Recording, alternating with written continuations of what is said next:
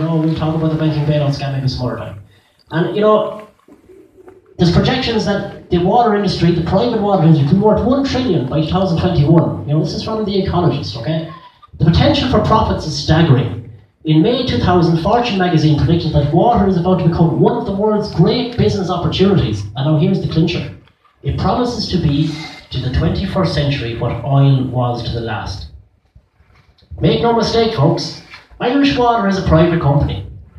Log on to their webpage and check the very bottom of their website if you've any doubt. It states, a private company limited by ordinary shares. Registered office, Conville House, 24 to 26 Tavill Street, Dublin 1. Registered in Ireland. Registered number 530363. It is a private limited company. The government currently own 100% of the shares in this company.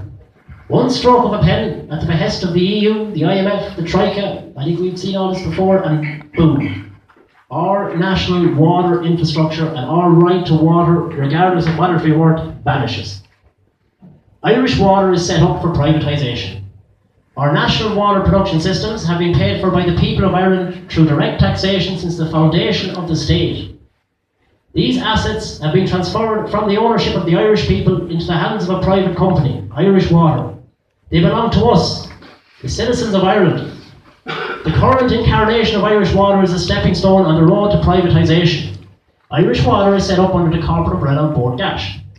Irish Water's sister company, Bord Gáis Energy, which entails our entire national gas distribution network, is due to be sold into private corporate hands within the next couple of weeks. You can look it up on Google.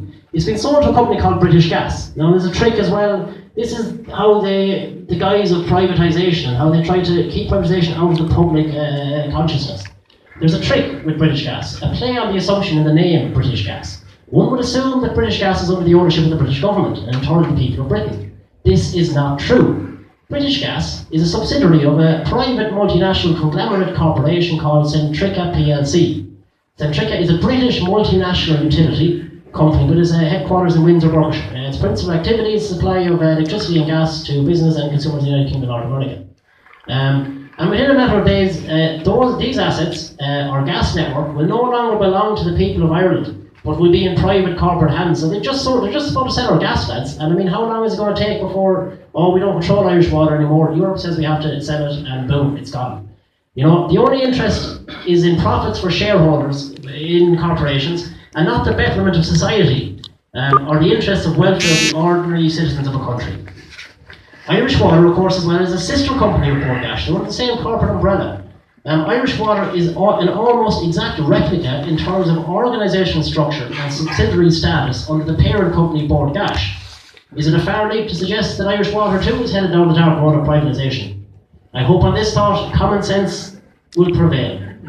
The name of Bord Gáis itself has been changed in recent weeks to Airvia, so Bord Gáis itself no longer exists, in an attempt to further hide, the goings-on with the company from the Irish public consciousness.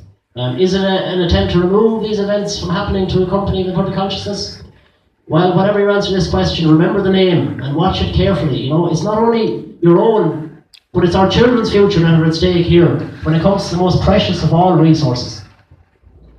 I believe that we need to conserve water in Ireland, and I would welcome some kind of a system of fair and equitable nominal, and the key word is nominal, charges on water usage that would encourage conservation. Because water is a precious resource and it's dwindling, internationally, and there's a lot of parts of the world that don't have water. It's desertification, And perhaps only a nominal charge for any water consumed that is above the amount needed to have more than an adequate supply per household would be something to consider, okay? Irish Water is not about conservation. It's about betrayal, profits and greed.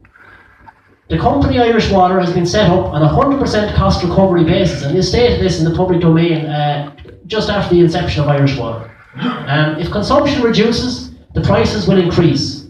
The aim is to extract more money from the population for the appeasement of a banker's spreadsheet. However, there is a faint light beginning to emerge in the darkness. The Irish people have started to wake up to the events of the banking bailout scam. This statement writes about what I call the Irish Water Mafia scam.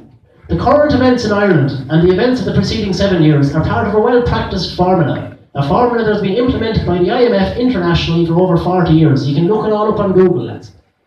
The Bolivian water wars in the early years of the 1990s is one example of how the people rose up. They actually ended up overthrowing their government, but that's not what we're looking to do here. But the people of Bolivia retook control of their national water infrastructure against the backdrop of IMF manoeuvring and privatisation. Only this year, in Greece this very year, water privatisation was defeated in the Greek Supreme Court, supported by people protesting on the street. All over Ireland, over the past month, the people are taking to the streets. They're burning up and tearing up application packs. People everywhere, over 1 million households, and that's a quote from the Irish Independent, are boycotting Irish water. The citizens of Ireland have begun their battle for their right to water. It's happening all over the world, you know. And there's something unique, there's something even tribal in every person that awakens when water is inserted into the equation. I was at the first protest in Dublin, as were many here, on the 20th of September 2004. RTE this evening called last week's protest a first. It wasn't. There was 3,000 of us in Dublin on the 20th of September. There was about 3,000 of us. Up until this time, a tiny, tiny minority of people had been constantly protesting against austerity. They were viewed as extremists or with indifference by the general population, and I must confess the latter applied to me personally. Until the protest of the 20th of September this year, I only attended one single protest, and that was for the increase in beds in Thurles Hospital, the Assumption. A massive crowd turned up for the hospital and results were achieved. This shows you what protesting can do. The impact we had on the streets of Dublin on the 20th of September was phenomenal. I mean, I've seen it, and people here seen it. The look on the face of the ordinary citizen who were going about their daily business was one of shock and awe. They just couldn't believe there was 3,000 of us there in front of them with this message that our water is ours. And I also saw looks of hope and looks of support. We locked down O'Connell Street and sections of the quays that day for over 3 hours. Many people joined that march. Many people were awakened to the issues of cutbacks, bailouts. Many were awakened to their fight for our right to water. The oldest lady on the day was 83. The youngest was only a few months. There were families, toddlers, people of all ages and social backgrounds. This protest was not on the state-controlled media, RTE, nor did it feature anywhere in the mainstream media the following day. But that didn't matter. Social media and word of mouth spread the truth about the events of that day. What I witnessed that day was the start of a fundamental concept: the destigmatisation of protesting in 21st century Ireland. The people of Ireland, and indeed the residents of Thurles, must awaken themselves to the massive power that they possess in those two limbs between their body and the ground. Every citizen of Ireland has the constitutional right to freely assemble on civic property without arms and protest. Getting feet on the street has already achieved so much. The budget was certainly not as harsh as I would have. The budget was certainly not as harsh as I believe it would have been without the protests. The government have upped the allowances, which, by the way, the tax allowance is actually, you won't actually get that until 2016 because you have to do the tax year of 2015 first, so you won't get that on the first two charges. They have extended the registration period and added allowances for people at lower incomes and social welfare.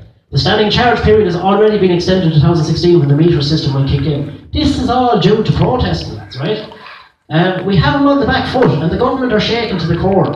Sooner or later, under European competition law and other legislation, the government allowances to a private company will have to be stopped. The price of water will continue to rise. We see it with ESB, we see it with the petrol, we see it with everything. The price of water, once it's commoditised, will rise. We will see the yearly cost of water come in line with the EU averages. I'm half German myself, that's kind of how I was onto this whole water thing so quick, because I knew what's down the line. I know what's down the line. Averages of 500 to 700 per household on metered water. If the government managed to enforce their will and decrees regarding Irish water and the citizens of our island, privatisation will only be a short step away. Now is the time that we must fight. Extending the implementation timeline is an attempt to bribe and delay the final aims of Irish water, namely the commoditisation of water and the selling of our water as a resource and our national water infrastructure to private corporate hands. Now I'll tell you here today about me, and I hope I'm saying we. We must not be bullied, we must not be bribed, we must not lose sight of our children's and future generations' right to water. I implore people to hold fast, to join your fellow citizens, stay united and stay the course. Fast forward to the Lash protest, the 11th of September. Over 100,000 people took to the streets in Dublin that day. The atmosphere was electric and all of Dublin city centre was locked down for the entire afternoon. I believe that if we all sat down